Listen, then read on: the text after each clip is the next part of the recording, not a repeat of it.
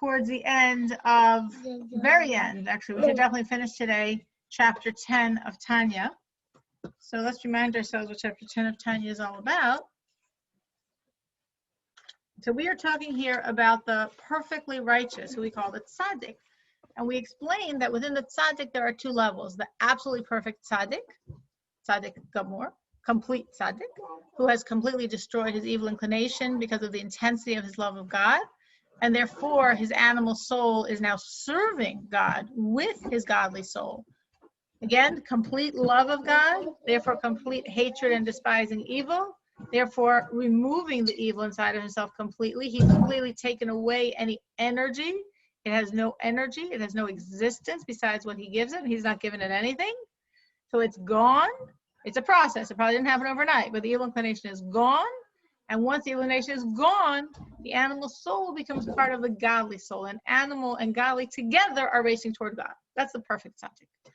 As versus the imperfect tzaddik, the imperfect, very, very, very, very, very godly person, who very much loves God, but not 100%, probably like 99.999, and very much hates and despises evil, and therefore it has partially destroyed the evil. The evil inclination is partially gone, but not completely gone.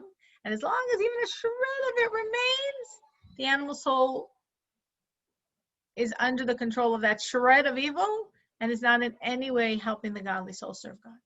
So right now, at the end of the chapter, what we're focusing on is the absolutely perfect tzaddik, the absolutely perfect godly person. And we gave him a different name. Until now in Tanya, now we're in chapter 10, at the end of chapter 10. So for about 10 chapters, we've called him one of two names. We've called him tzaddik gamor, which means complete tzaddik, completely righteous, completely saintly and godly. And we've called him tzaddik v'tov lo. He is a tzaddik, he is completely righteous. V'tov lo, and good is to him, meaning all he has is good. There's nothing evil. It's not that he has evil, but he's controlling it. There's no evil to control. The evil is gone. Now, at the end of this chapter, we have another name. And the other name is B'nai Aliyah. So this is a name we don't usually see in Tanya, but it's another name. It's, if you will, a synonym or another title for the complete tzaddik, for the complete, absolute, perfect, saintly, righteous tzaddik. And we said, why is it called B'nai Aliyah? Well, B'nai means child, and Aliyah means to ascend. So we said he's called a child, a son of, because all of us are God's child. All of us are made in God's image. All of us are like the son that comes from the brain of the Father. Well, every soul comes from the thoughts of God. So we're all the son, the child. But our souls travel quite a bit and get covered over and covered over and covered over until we come into this physical world. So by the time we're here, we might not look so much like God's child. We are, but we're incognito. But the tzaddik, he still in this world looks like God's child. So that's why he's called the B'nai, the child of, the son of, because he still looks like God's child. He still overtly on the surface is that child. The second word is aliyah. Aliyah, we said, means to ascend, to go up. And the Rebbe is giving now his second, we are in the middle of, towards the end of the second explanation on the word aliyah. The first explanation was ascend, that his whole service is to take evils and ascend them, elevate them, bring them up to godliness. No, I'm not giving you this. No.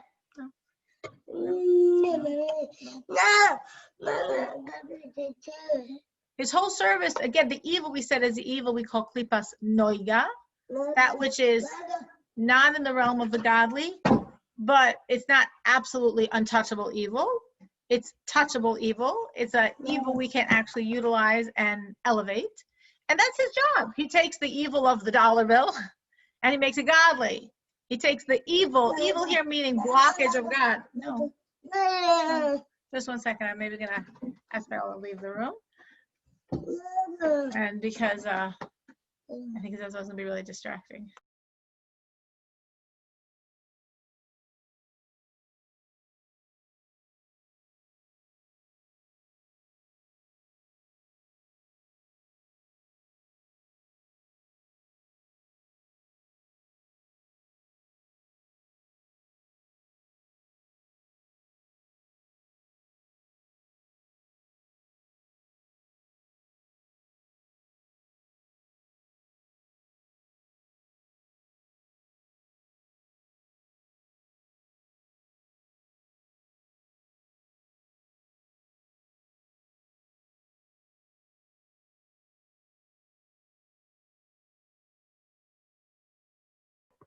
Sorry.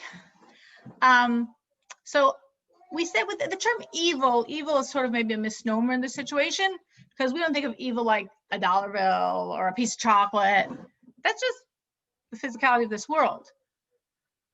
But anything that's not godly, that's not innately godly, like your soul, like Torah, like a mitzvah, is some level of blockage of God. And that blockage of God is what we mean by the term evil, by the klipa. The klipa means a barrier to God. So there are barriers that we cannot penetrate, and that's everything God said don't do. And then there are barriers we can penetrate, like the barrier around a dollar bill or a kosher piece of chocolate or your cell phone. There's a barrier there. It's not overtly godly, but I can penetrate that barrier, utilize this for God, and elevate it. So that is the entire essence of this perfect tzaddik's work, to take all of the physicality of this world that's godly underneath a lot of veils and concealments, and utilize it for God, and thereby elevate it from the klipa domain, from the domain where there's barriers around its energy, to be uplifted to be in the God domain. That's the first explanation of aliyah, ascending, because the tzaddik's work is to take the matters of this world and bring them up to God, from the klipas noiga state to the kedusha, to the godly state. The second explanation of aliyah is, which again means upward bound, above, is his entire service is for God. Meaning we could be very self-centered in our service. We could be self-centered in a pragmatic physical way. We could be self-centered in a spiritual way. Meaning, and that's not wrong. There's nothing wrong in that. Meaning, if I need another miracle, I always need another miracle, often more than one, always more than one. I need something else from God. I'm having another problem. You know, we all have lives full of people and issues and things. So there's always areas we need miracles. And I say, okay, God, I'm going to give you more because I need your salvation here. That's perfectly legit. It works. God wants me to do it. And it's, in essence, pretty self-centered service. I am doing this extra thing because I need this blessing. I'm allowed to 100%. Then there could be a much higher level of self-centered service, which is, God, I want a connection to you. I want you in my life. So I'm going to do more to get closer to you. Is that legit? Yes. Is it holy? Yes. Is it self-centered? Yes. It is self-centered. I, big capital I, want you in my life. So I'm doing more, I'm serving more, I'm studying more, I'm praying more.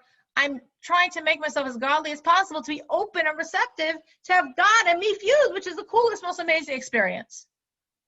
It's very beautiful, it's very holy, but it still is self-centered. And that's okay. There's nothing wrong with either of those things. Both are completely legit. But what's even better is to be selfless. It's to be not doing it for ourselves at all. The I doesn't figure in the equation. It's not about me.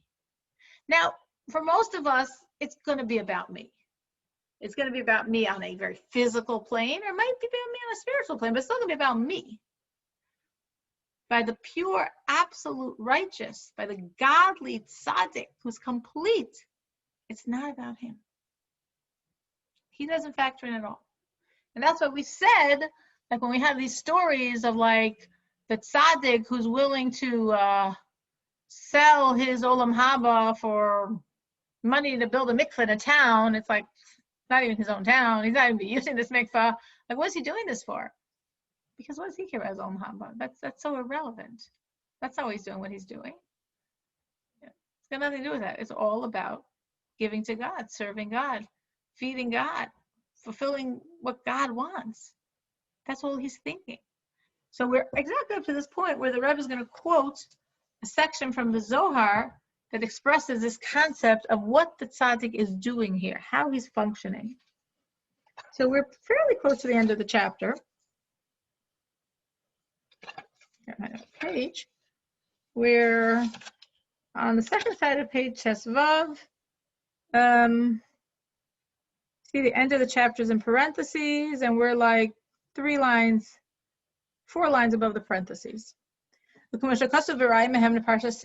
written in Raya Mehemna on Parshas Kiseitze. Raya Mehemna is a section of the Zohar. Kivara, this tzaddik is like the sun. That he is trying for his father and mother. The words might sound different because they're Aramaic, not Hebrew here. It's pretty close to Hebrew, but it's Aramaic. Derachin lung, that he has compassion on them. Yaser migarmehu, more than for himself. V'nafshe, and for his soul. V'ruche, and for his ruach. V'nishmase, and for his neshama. The tzaddik is like the son that will sacrifice to save his parents, and he'll sacrifice his body, and he'll sacrifice his soul to save his parents. He will put himself to death for them, to redeem them.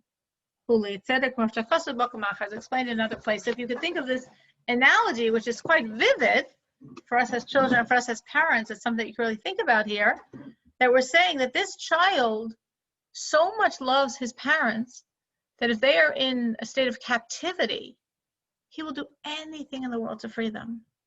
And he might have to risk his life to free them. That's fine. He'll throw away his life to free them. He might even have to spiritually endanger himself. He'll do that too. If he has to spiritually endanger himself to free his parents, he'll throw away his godly soul also to free his parents. Why? Because he loves them so, so much. So the Zohar, this section of the Zohar called Raya Mehemna, is using as an analogy to describe this perfect tzaddik service of God. That he is not at all a factor in the equation because he'll give away anything for God. He'll give away any of his physical comforts, and he'll give away any of his spiritual comforts. He'll sacrifice himself spiritually if that's what's necessary for God. I don't know if it's, exactly the concept, but as I'm saying this, I'm thinking of how the Lubavitcher Rebbe, for several years, every Sunday spent hours distributing dollars. Who knows what otherwise he'll be doing with those hours? Maybe he'll be in prayer and study and contemplation. But he knew this is what God needed. This is what the Jewish people needed. So that came first. He didn't think of his own personal, what I need to do, how I need to be close to God, how I would benefit. It's got nothing to do with me. It's how can I free God? How can I help the Jewish people? And sometimes there is there's a physical danger and there's a spiritual danger. But the tzaddik will do whatever to serve God and to help the Jewish people. So we have here two seemingly very separate, both very accurate, of course, but two like point A and point B. B'nei aliyah, because the tzaddik service takes the physical klipa material and elevates it to godliness. Aliyah, point B, because the tzaddik service is solely for God's sake. It's not about himself. It's not about his gain, not even about his spiritual gain. That's irrelevant. He'll sacrifice himself physically. He'll sacrifice himself spiritually. Nothing to do with me. It's what can I do to serve? What can I do to free my parent? That's a very accurate analogy because truly God is captive in exile. In other words, we understand we're in exile. But there's, based on the verse, which must be in this week's parsha, somewhere, I believe. I could be wrong. And our sages translate to mean, and God will come back with the captives. Not that God will bring the captive people, meaning the Jewish people, back, but God will come back with them. And our sages say, why I say God will come back with the captives? Because if the Jews are in exile, God is in exile. So right now, God is in exile. This is his world. He's the absolute ruler, and he's in exile. Because his only child, is in exile. So he too is in exile. And therefore, the tzaddik will do whatever he can to free God from this prison, from this exile.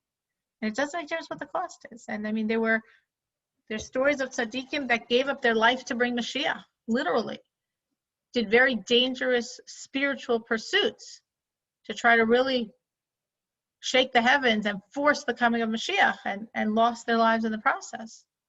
But it's not about their lives. It's about, how do I free God? How do I save the Father? How do I save my Father? So that's the tzaddik's perspective. So we're almost at the end of the chapter, and right now we have a parenthesis. Now, if something's in parentheses, that means it is parenthetical. So we have something here that's parenthetical in a sense. Now, obviously, it's not like off completely, so to speak, completely on the side, because then it would be a note. As we've seen, those notes, we call them hagaz. Somewhere on the side of the page is a note, and usually that note is either answering the question of a skeptic or giving us additional, more Kabbalistic information. This is not a note because it's literally within the body of the text, but it is saying this is parenthetical. Why is it parenthetical? Well, what's it about? Well, what it's going to say is that these two explanations, explanation A, the tzaddik takes the klipa and elevates it to kedusha. Explanation B, the tzaddik is only doing this for God's sake, are actually one issue. It's not two separate issues, it's one issue. So that sounds like pretty organic to the body of the text. Perhaps it's in parentheses because it's rather Kabbalistic explanation. And Tanya doesn't generally give us overtly that much, especially this part of Tanya, that much overtly Kabbalistic information. So that's probably the reason for the parentheses. But again, what we're going to say here is these two explanations are one. And let's understand how.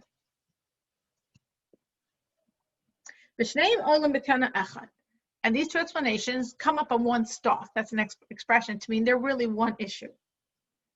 Now the Rebbe is going to fuse these 2 points. Because through all the rectifications, all the selections of the godly energy that the tzaddik selects, that the tzaddik extracts from what was entrapped in the klipa, in the evil, in the husks, in the shards of Noga, ma'alim mayim nukfin, the feminine waters go up. I'm going to explain what all this means. I'll let me read it and then I'll explain to you. We'll dissect it. V'nasim yichudim el yainim, and there causes supernal fusions above, supernal unifications above, the horid mayim duchrin, to draw down the masculine waters. That all of these waters that come down are the waters of kindness created by all the mitzvahs, every one of the 240 positive commandments that were done. That they're all kindnesses, they're all what we call Kabbalistically masculine waters. The hainu, what do we mean by that term? Hamshachas kedushas elokusa yisbarach mamayla lamata, drawing down the godliness of God from above to below. V'slavish b'tachtainim, to be engarbed in this world. As explained in another place. Okay, so to decode that English, what we're saying basically is there's an upward spiral of our relationship to God when it's good and right, as of course it is in the Tzaddik Gamor's work. And of course, every one of us also does this on a more minor level, so it's relevant to us as well, but it's a spiraling higher and higher effect. And what I mean by that is as follows. Okay, we initiate. We're considered the wife, God is considered the husband. So the entire Jewish people, men and women, are like God's wife. We're also in another term God's sister. We're also in another term God's child. We're also in another term God's mother. All of those are brought in the text. Those are all legitimate. Those are all part of our relationship with God. But besides being the sister and the child and the mother, we are the wife. And that is one of the most dominant metaphors for our relationship with God. So we're the wife and God's the husband. With this wife-husband analogy, there's a relationship of what we call the Mekabel, us, and the Mashpia, God. Mekabel means the recipient, and Mashpia means the giver. So in a husband-wife relationship, the husband has the classical role of being the Mashpia, of giving in the relationship in a more masculine way. And the woman has the role of being the Mekabel, of receiving of being able to take in and nurture whatever the husband is giving. You know, like they say, you know, the man grows the wheat and the woman makes from it bread, right? So he could go out and conquer and make that wheat, but then what does he have? Wheat. What's he gonna do with wheat? The woman can receive it, she can nurture it, she can tweak it, and she can from that create the bread. So he's the mashpia, she's the makabel. He's the giver and she's the receiver. But in a relationship with a giver and a receiver, traditionally we would think, well, then the giver initiates the giving. He's the giver, so he gives. And I'm the receiver, so I take. Between us and God, when God initiates a relationship, we call that isarusa de la'ela, which means an arousal from above. God is initiating the relationship between me and him. He's reaching out to me, and I'm receiving and feeling his energy, and I'm absorbing it. That's isarusa de la'ela, an arousal from above, which would feel something like one day you wake up and you just feel holier. Or it doesn't have to happen in the morning. It can happen at any point in the day. You're davening the same words you always say, and suddenly they're so meaningful, and you're so inspired, and you feel the energy in the words. Like, what happened? I didn't do anything. I'm doing the same thing I do every day, and suddenly it's all so clear and bright, and so intense, the emotion. Like, where did it come from? Is there such a God's pouring down on you the inspiration. That's more rare. What's more common is that we reach out to God. Now, we are the wife. We're the makabel. We're the ones that receive. True. But the wife could inspire the husband to give. Let's say, let's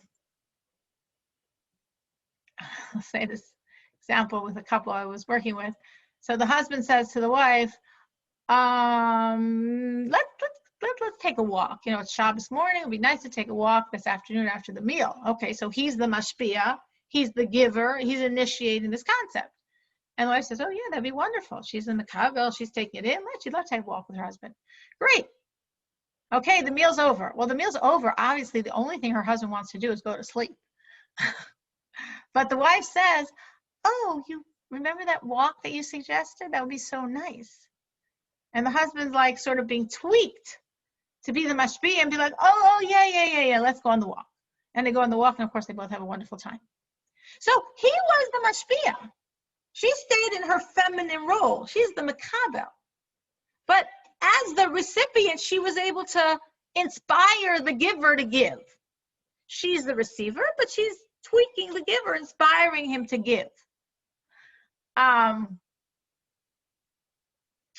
there's many different mirrors of that in relationships. It's not only between a husband and wife, but there's many things. I remember thinking this concept of my grandmother, Allah Shalom, of course, who, when I was a child, you didn't make a long distance phone call. I mean, that was, quite expensive. And probably you remember the phony calls we would make sometimes, or were made sometimes. And obviously there was nothing else. So how you communicated was this beautiful skill called letter writing. And my grandmother wanted her grandchildren to write letters. So she would say to us, so her deal with us was, it was never even a deal. I don't think she ever said it. It was just understood that we saw that whenever we wrote her a letter, she wrote us a letter back. And in the letter back, she always enclosed a $5 bill. So as just a lovely, wonderful, giving grandmother, I don't even know if she had any devious intentions. But because we knew she was giving us the $5, that inspired us to write her more letters and then get the letters back from her with the $5. So using that analogy here in this mashpia makabel, and how the makabel can inspire the mashpia, the giver and the recipient. So we, the children, are the recipients. We're the recipients of the $5 bills. But we're doing something to elicit my grandmother to give it. We're reaching out to her and writing the letter. And then she responds to our reaching out by giving us her letter and her $5. So she's the giver, we're the recipients, but we can reach out to her to start the flow. So that's this dynamics between the giver and the recipient, which I'm explaining to understand what we're going to be discussing here. So this is very classically how we work with God, meaning sometimes it all comes from him. And as I said, that's Kabbalistically called isarusa de la'ela, an arousal from above. And God just like wakes us up. And suddenly we feel it in the air, and suddenly everything is clear, and suddenly God is so real. And it does happen, and hopefully all of us have enjoyed those moments when it's just so intently, obviously God. And that's him giving a gift to us. But most of the time, that's not how it works. Most of the time, it's what we call Isarusa dilasata. That's Aramaic, it's Kabbalistic. And Isarusa dilasata means an arousal from below, which means we initiate and reach up to God. Now again, he's the mashpia. He's the masculine role. He's the giver. I'm the mekabel. I'm the feminine role. I'm the recipient in our relationship. But as a mekabel, as that feminine recipient of his energies, I'm reaching out to him to inspire him to be the giver. I'm inspiring him to be the giver by turning to him and adding in anything I do that's sort of saying, God, I love you. I want you more in my life. Now, you're the giver. You're the one that's going to come and be more in my life. But I'm inspiring you to want to give to me. So again, the Kabbalistic terms is when he initiates, it's Isarusa de la Ela. It's an arousal from above. When I initiate, it's Isarusa de la Sata, an arousal from below. He's the giver, the mashpia. I'm the recipient, the mekabel. But even though I'm the recipient, most of the time I initiate in a feminine way. Just as in a relationship between a husband and a wife, the wife could inspire the husband, remind the husband of his masculine mashpia role, that he should be the giver in the relationship. So she's like coaxing it out of him. So this is what the Rebbe is saying is happening here in the dynamics of the relationship between God and the tzaddik, but it's also true. It's not only uniquely God and the tzaddik. It's also God in every one of us. In other words, what the Rebbe is talking about now, again, we're fusing the two definitions of the B'nai Aliyah, of this perfect tzaddik. It's also true for me in my relationship with God. It's true for you in your relationship with God. The difference between me and you and this perfect tzaddik is that what he's doing has a lot more intensity and power. But what he's doing in his big way, every one of us do in our small way. Because again, most of the time, not always, but like a good 95+% of the time, we reach out to God and then he responds. So what does this mean practically? This means here, I'm on the scene, I'm the wife, I'm the female, I'm the recipient. I would like God's energies. I want to be given to. Well, I need to do something to remind my husband to give to me. So what I'm doing to elicit his energies and attention on me that he should give to me is I'm reaching out to him. And I reach out to him by doing a mitzvah. So I take something of this physical world and I use it for God. I take a coin and I give it to charity. I can do a myriad of things. That's just a very easy example. Our days are full of mitzvahs. Right? So I'm taking something from this physical world and I'm using it to serve God. I take the food and I make the blessing. I take the food and I make it kosher. So I'm taking the physical of this world, I take the garment and I make it into a modest attire, a dress that's befitting God's rules for modesty for a woman. So I'm taking the physicality of this world and I'm giving it as a gift to God. When I take that physicality and give it to God, that's called Kabbalistically, the term the Rebbe used here, Mayin Nukvin. That's Aramaic. The Zohar, that this is a quote from, is written primarily in Aramaic, as is the Talmud.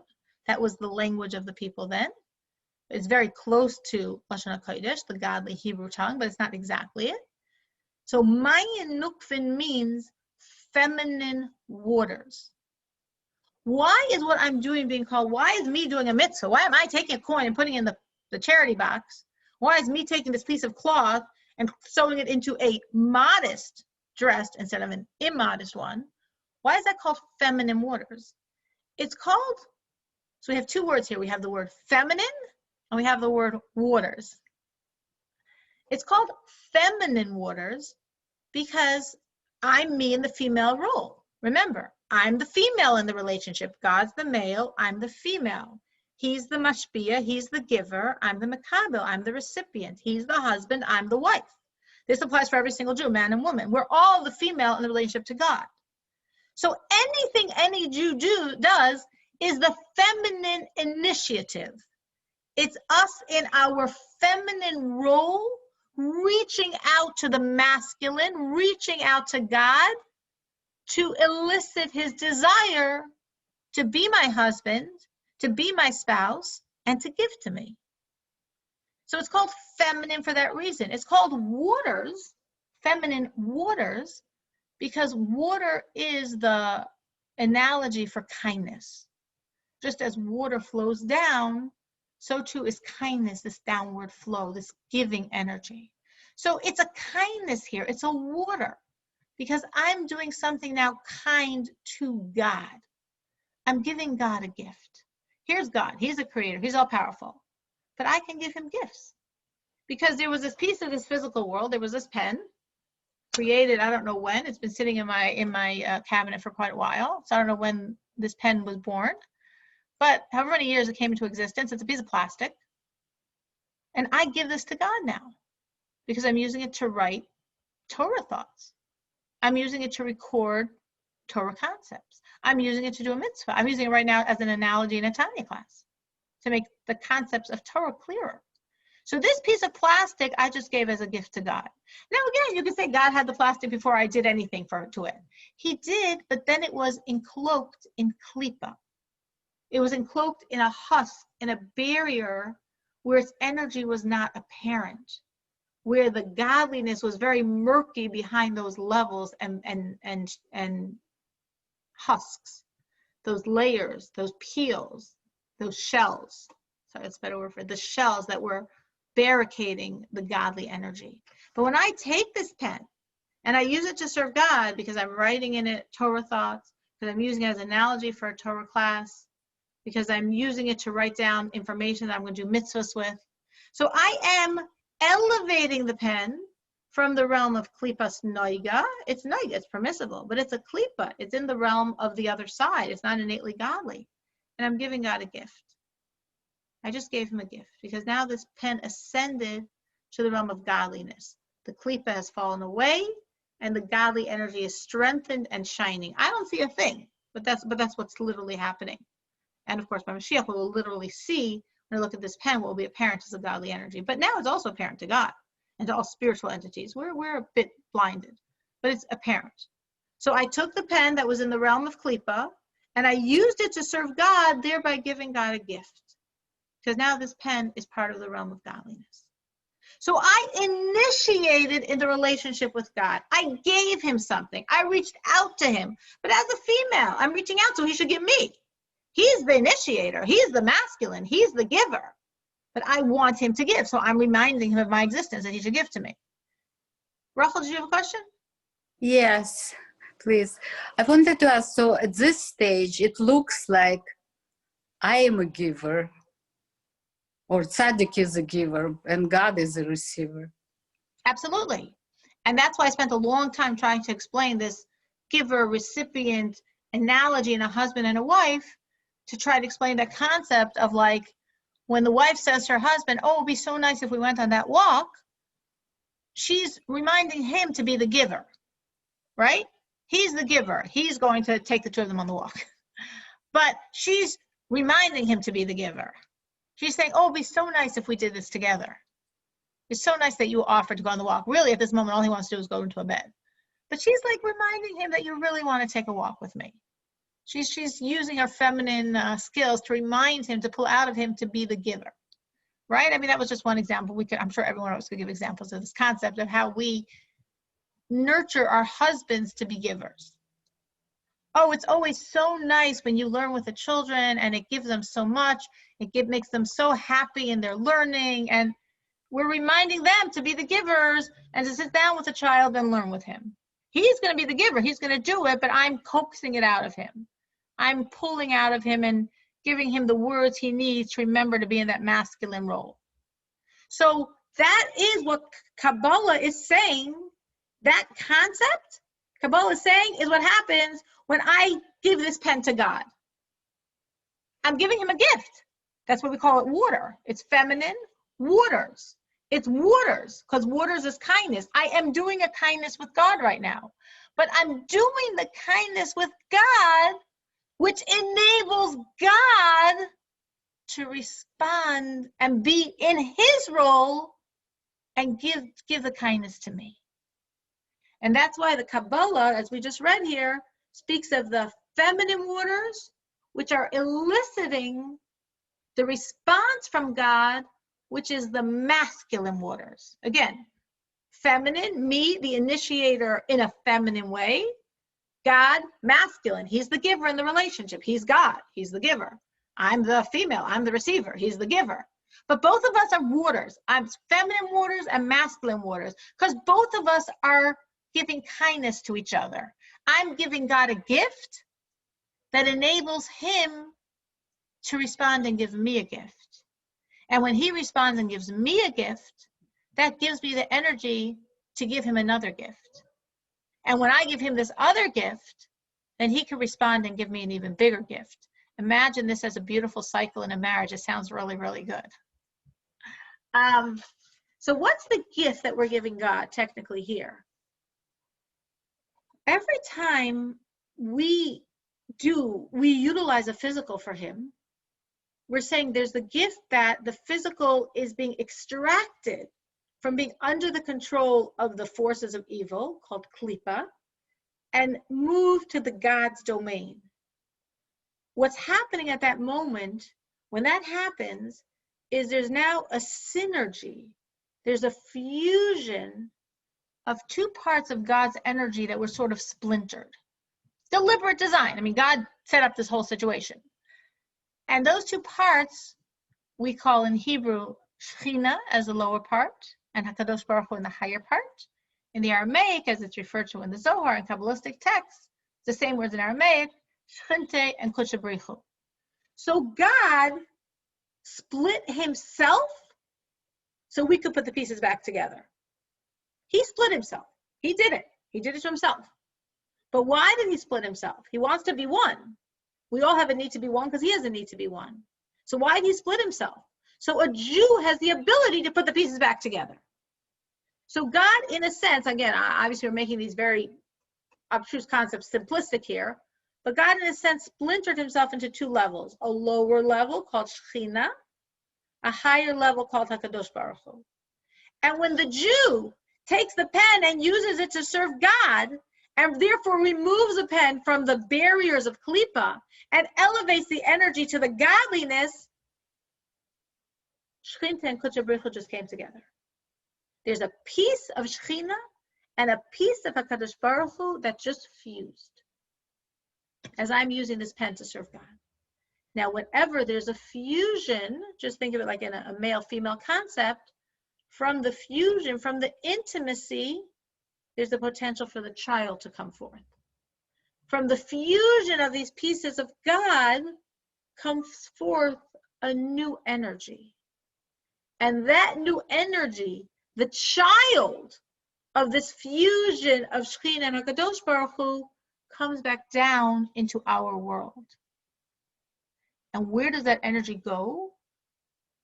Primarily to the tzaddik, to the person that caused this fusion to happen, and then, of course, to the rest of the world as well in a secondary level. So there's a lot of pieces happening here. There's me initiating upward to God, giving him a gift. Like, remember, me writing the letter to my grandmother, so she should in turn send me the letter with the $5. She's the mashpia. She's giving me the $5. But I'm initiating to get her to give it to me, which, of course, is what she wanted all the time. As this is, of course, what God wants all the time. So I'm initiating to God. I'm saying, God, I want you in my life. I want you in my world. So I'm reaching out to you. I'm doing something that you want. And as I'm doing it, I'm shifting klipa to kedusha. I'm taking this pen and making it in the realm of godliness. And I'm taking this cell phone and making it in the realm of godliness. And I'm taking this iPad and making it in the realm of godliness. Now you see the paraphernalia on this desk.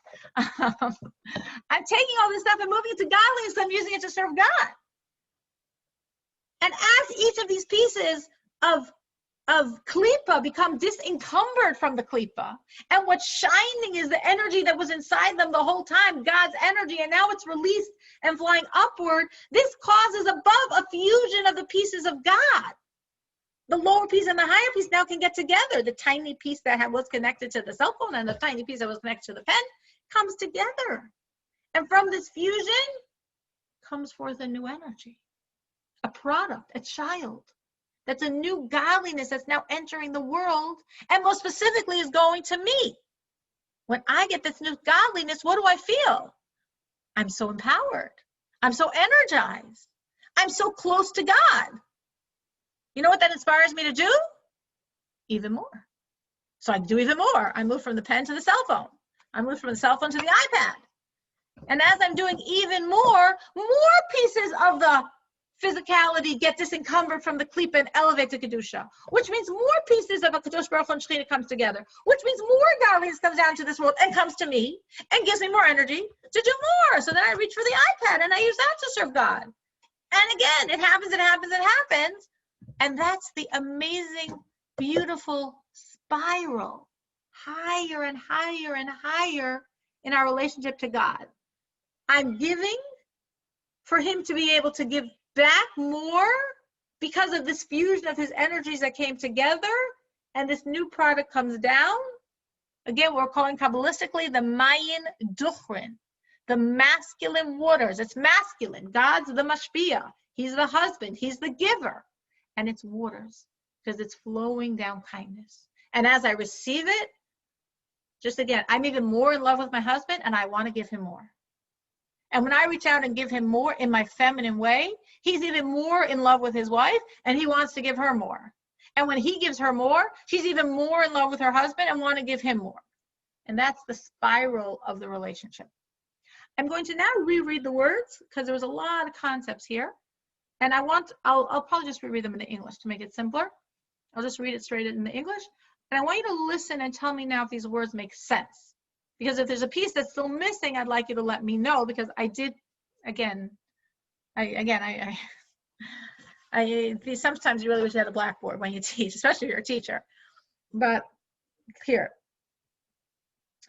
through the refinements that we refine from noiga, from klipas noiga, that we take the klipas noiga and refine it, which we extract the godliness in it by doing a mitzvah with it, by using it to serve God.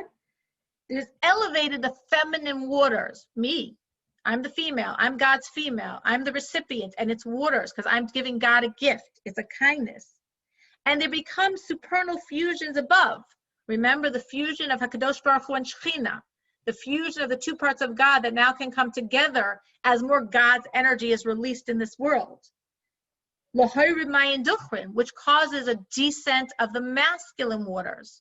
Because now God is the giver, the masculine is the giver, and what he's giving is water, and what he's giving is kindness. And that kindness he's giving is the godliness that was produced by the fusion of the two parts of him that came together through my action. The piece of Shechina that I elevated, fused with HaKadosh Baruch Hu from above, from which came forth a new child that we're labeling here the masculine waters.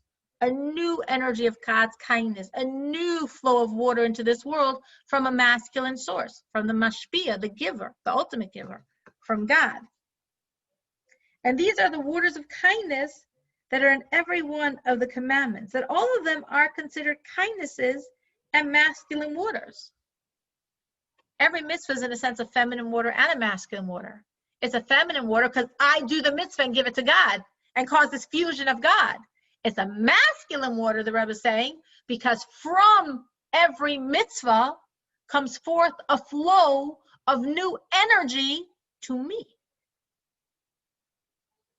So every mitzvah is a kindness, which is why it's called water, and it's a masculine water because God is giving to me. Of course, God always wants to give to me, but I have to give him the opportunities. So when I serve him, I'm giving him an opportunity to give to me, which is embedded in every mitzvah, meaning a descent of the God, of the holiness of God from above to below to be engarbed in our world. Now, what we said, I just want to plug this back into what we're talking about here. First of all, clear? Any questions on that? It's fine if it wasn't clear. It's pretty heavy-duty Kabbalistic ideas I tried to explain. Any questions? Hope that means it's all great. I know for Sarah it's already almost 10:30 at night, so tired, who knows, but hopefully it's all computing. Now we said that the Rebbe just gave this whole explanation to explain that the two terms for the complete tzaddik the two explanations of B'nai Aliyah are one concept. So how do we see that in, I mean, the Rebbe said it, but how do we see it embedded in, we just spent all this time to figure out and understand what he's saying. Now, what did he mean that this means these two explanations are one? So remember, there's two explanations. B'nai Aliyah, that the tzaddik's job, his service, is to elevate the klipa to the kedusha, to take the pens, I found something else on my desk, silly putties, paper of this world. This is klipas naiga, this is klipas naiga, this is klipas naiga. All of the permissible physicality of this world, it's a klipa, it's not innately godly, but it's naiga, it's something I can utilize to serve God. So the tzaddik's job, that was the first explanation of B'nai Aliyah, Aliyah, ascent. He's taking the cell phone and he's gifting it to God. He's taking the silly putty and he's gifting it to God. He's taking the paper and he's gifting it to God, which fit into our paradigm, into our explanation. Remember, this was what we called the feminine waters. The feminine waters means the Jew reaches out to God by doing the mitzvah, which causes a freeing of some klipa to kedusha. That's B'nai Aliyah, reason one. That the tzaddik's whole focus is to elevate the klipas noiga to kedusha, to elevate the permissible physical, but not yet godly physical, to godliness. What was the second explanation of B'nai Aliyah? That everything is for God's sake. He's doing it for God's sake. How do we see this in the explanation that the Rebbe gave here, in the fusion of these two concepts? Because the whole point here is the kindness energy, which goes back to what Rachel commented on, that when we reach out to God, that's also water. It's not just that when God gives to me, he's doing his water end. I'm also giving him water. Water means kindness, the flow, the kindness. I'm giving God a gift. So B'nai Aliyah, the tzaddik is focused to elevate the physical to spiritual, to give God this gift. Now me, I might be focused on the gifts I want back. Again, think back into the marriage paradigm. You could think of a wife who's such a good nurturer of her husband and is so good at pulling out his masculine energies because of what she wants to receive from him. And that's great. She's doing a good job. You could think of a wife that's focused on her husband and pulling out his masculine energies because she wants him to be the best person possible. And she knows this is the best for him. So she's not focused on what I'm getting out of it, on how I want him to give me, because I need the walk. You know, I need the gift. I need the attention. I need the time. I need him to sit and learn with my children, whatever I need from him. No, she's past that. She's not focusing on what she needs from him. She's focusing on him. How to make him the best him possible. So she's coaxing from him his mashpia, masculine energies, for him to be in his best, healthiest space possible. So the tzaddik is giving the gift for God, to help God, to free God, because as we said, sorry, as I was giving the example of the silly pen, I'm getting all over my fingers here, because as we said, that every time we take the physical and elevate it and disencumber it from the klipa, we're allowing the pieces of God to come together. Remember we said that? We take the piece of klipa, noga, physical, permissible, but not yet godly. We use it to serve God. It's elevated to the realm of holiness. And this allows this piece called Shechina and this piece called HaKadosh Baruch Hu to fuse, which means we're putting the pieces of God back together. We're putting God's pieces back together, action by action. So both explanations of B'nai Aliyah are one issue, the Rebbe is saying. Yes, the B'nai Aliyah is focused on taking the physical and gifting it to God, the ascension of the physical, the ascension of the Klipa to Kedusha. And yes, the B'nai Aliyah in that same movement, he's only thinking about God. Because what the B'nai Aliyah are doing when they do that is freeing these pieces of God. They're giving God a gift. It's feminine waters. The gift they're giving God ultimately is the reunification of self. Is the piece of self that was separated called Shechina from the piece of self that was separated called HaKadosh Baruch Hu, and allowing God's pieces to come together. And that's the amazing gift that Tzaddik Gamor gives to God. Each time he takes a piece of klipa and makes it kedusha. Each time he takes a piece of permissible physicality and makes it godly, he's taking these two pieces of God that were separated and he's putting them together. And as I said, we do this too. Every time we do a mitzvah, we do this too. The only difference in what the Rebbe just explained between the tzaddik gamor, that complete, absolute, perfect tzaddik, and me, is that his energies are more powerful. So he's affecting far vaster pieces of physicality, moving them far more powerfully to godliness, and he's fusing together far vaster pieces of Shekhinah and Kadosh Baruch Hu. But me, I do the same thing. I just do it in a smaller plane. I also move Klipa to Kedusha. I also take Shekhinah and Kadosh Baruch Hu and put it together. We actually say this in the beginning of our prayers. We say, before we say Baruch Sha'amar in the Chabad prayer book, we say, what is the purpose of my entire prayers? L'shem yichud kutchabrichu shchinte. To fuse HaKadosh Baruch Hu and Shekhinah. That's me. I'm not a tzaddik gamor. I'm not a tzaddik. I'm not a beinoni. But I'm doing it too.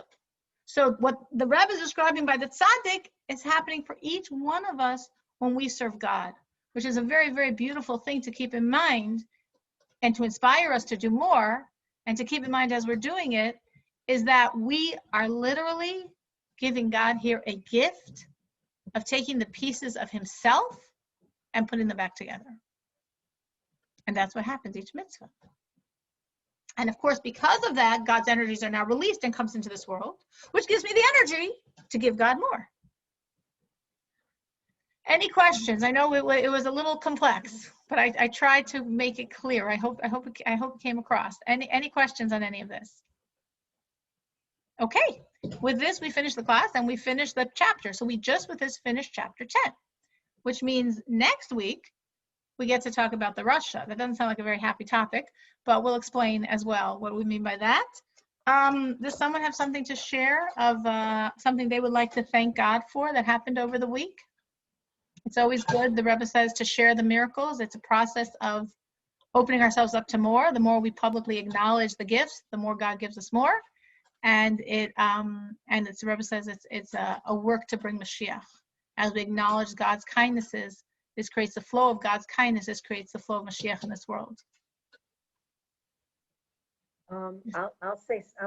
Sure, let's hear Sarah. So basically, I'm really thanking Hashem that we were able to come to Montreal, number one. And number two, when Eliyahu and I got all the stuff ready to take, and Toby had stuff delivered to our house to bring, and there was absolutely no possible way that stuff would fit in the car, in the trunk, and us be able to drive with seeing out the back window. Hashem made such nisim that everything fit, and we were able to drive to see out the back window. He must have dropped the trunk, and he must have raised the roof and made it wider and longer, because there was absolutely no way that the stuff could have fit.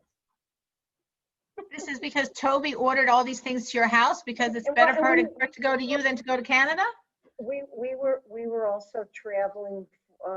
She needed a food processor, which is twice as expensive to get here in Montreal, because the only way it would work is with a pen to hold it down with the pen so that it should process.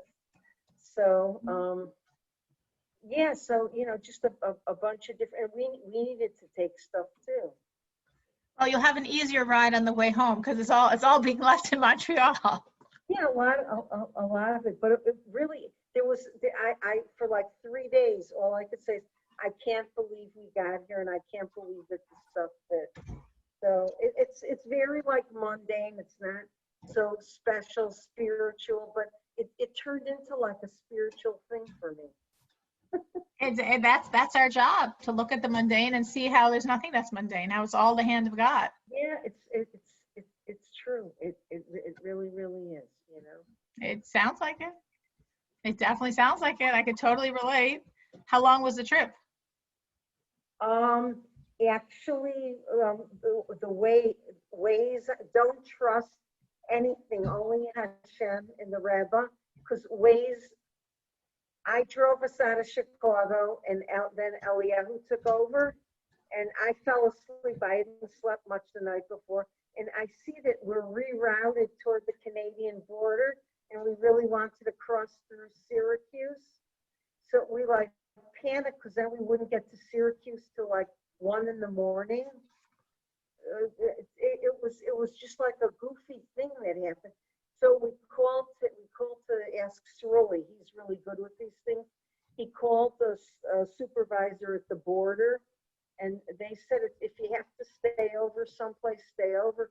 So we canceled Syracuse and we made a reservation in a hotel, and we had Lysol and pillowcases and all different kind of stuff. It's a little frightening now, and everything it really worked out really well.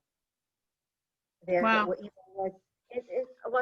I'm already to a point from learning Tanya and Chassidus and stuff that we're going to see the good. We'll Mirat Hashem, we're going to see the good, and it really was because we got there faster and we got a really nice guy at customs, and it just Baruch Hashem. yeah. It's very good what Sarah said. We're supposed to look at the mundane and understand that there's no such thing as mundane. It's all God. When we look at godliness and we see it's God, all right, obviously. But when you look at, how you're packing your trunk and you realize that's God who's finagling your car and making it bigger than it is, that's a Jew in action. That we look at the physical and we know it's all God. No way that the stuff could fit. I'm telling you. I believe you. I'm sure. I get it. I get it completely. Anyone else has something they'd like to share? Again, it's good to share because we're showing God we appreciate all of his kindnesses and we know they're all over the place. And this enables him to open up the channels and do more.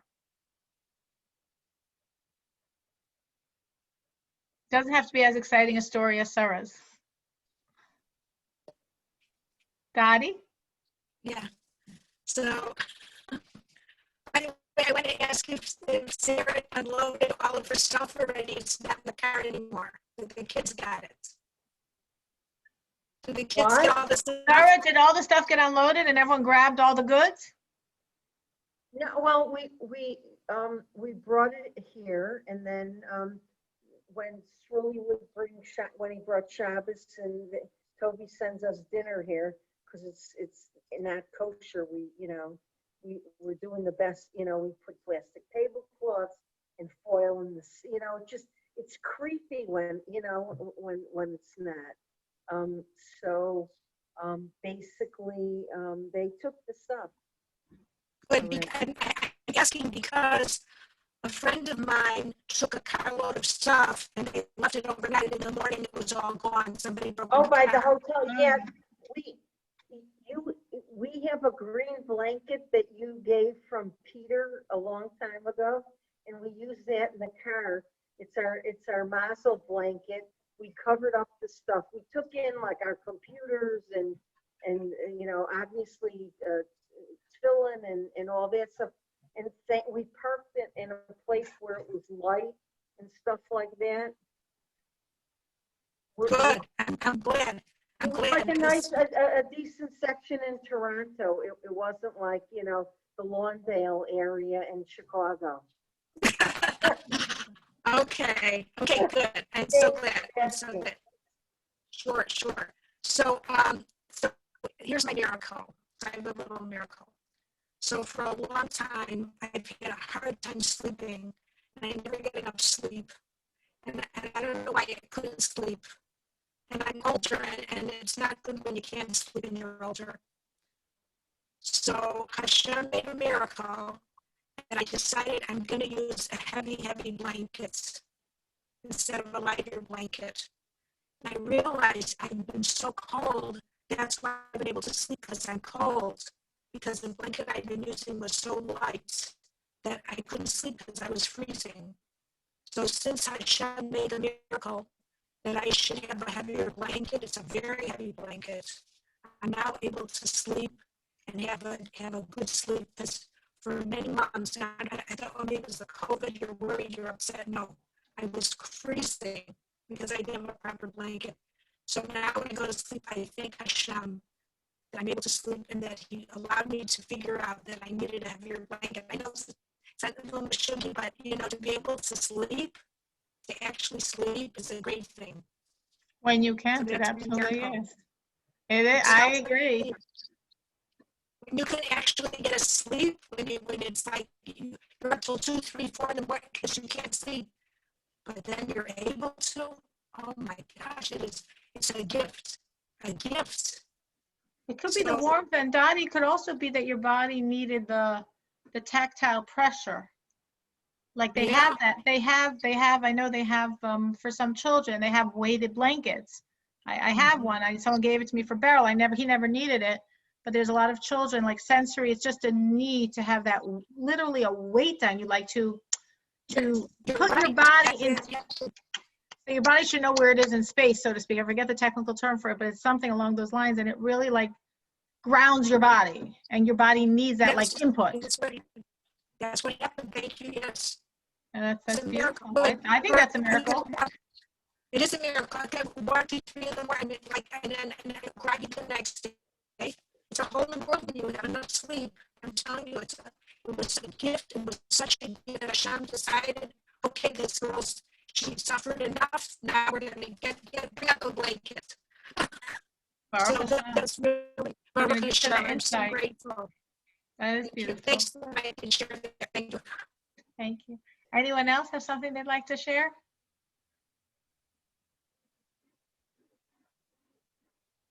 Is Esther on the line too? Are they in the class?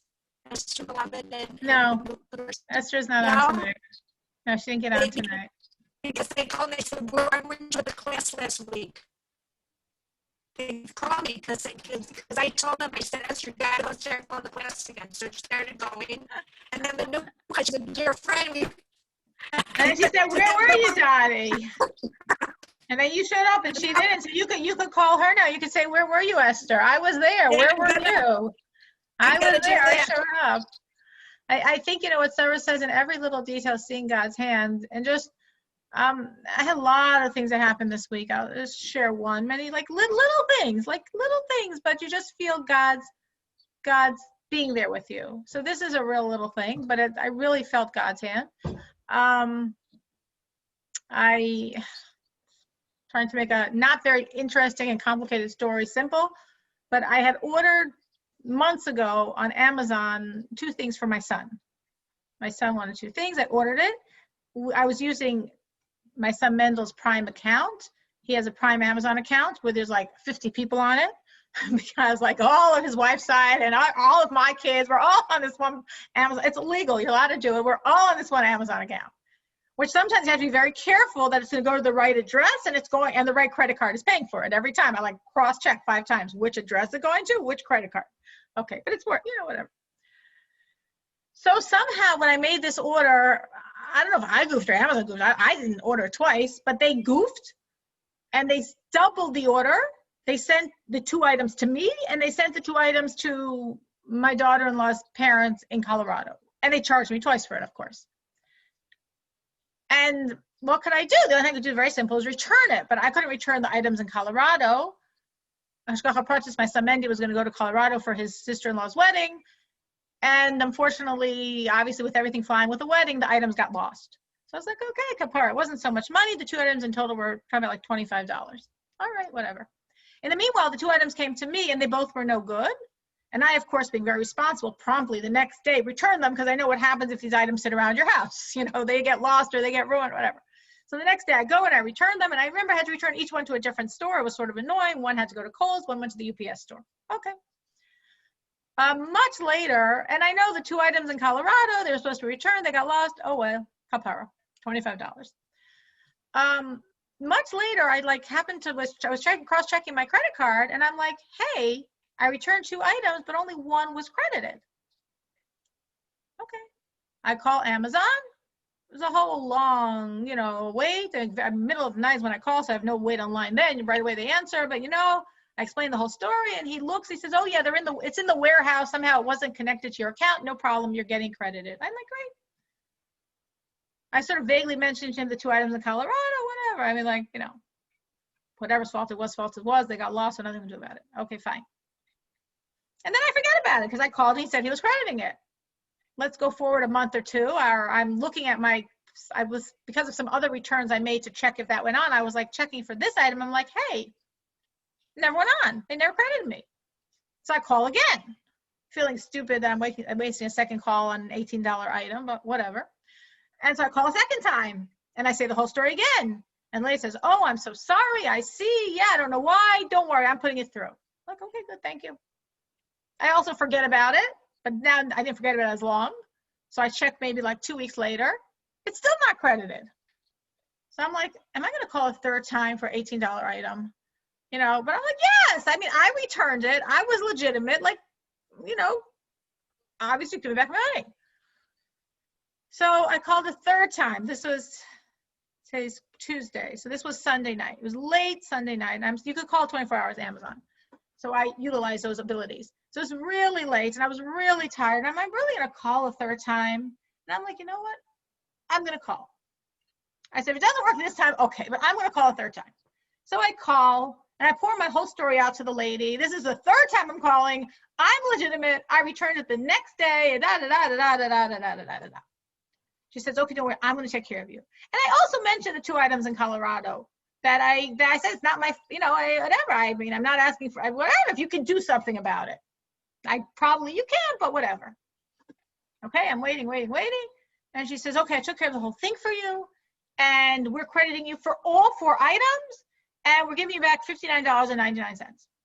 And I was like, I want to be honest, I said. One of the items I did get credit for. You know, one of the items I got credit for because if you remember my convoluted story, I said one of the items, the like $8 item, I did get credit for. She said, we know, but you're such a good customer. You order so much. I mean, this Prime account, trust me, every day there's lots of order. You order so much, it's no problem. We're giving everything back.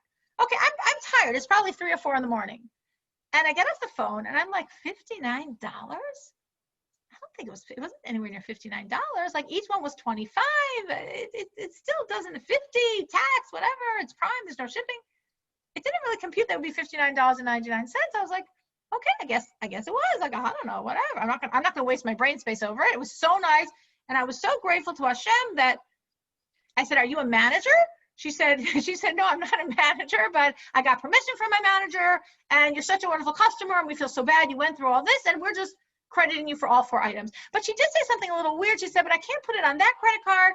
I'm going to put it on another credit card. Now, again, most of the credit cards in this account are not mine, but a few of them are mine.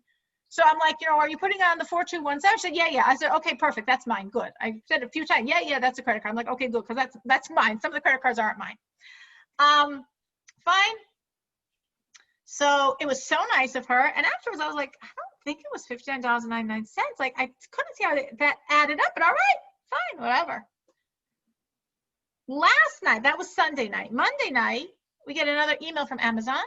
And the email says, because of this item you ordered that was $59.99, that was defective, so we are reimbursing your credit card for $59.99. So I realized, what did this lady do? She felt so bad for me, I guess. Again, I don't know if it was completely honest on her part, but I mean, whatever, it's completely honest on my part. She felt so bad that she couldn't return the 4. She couldn't give me credit for the 3 items for whatever reason. She couldn't even give me credit for the first item, which I guess is why the other 2 people never gave me the credit either. Somehow there's just something in the system they couldn't give me credit for. She was explaining something with whatever.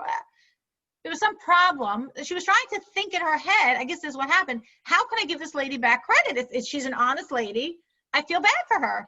So what she did was she went down my most recent orders. She picked something else that was the same amount, 1 item, and she scammed. I mean, she did it, not me.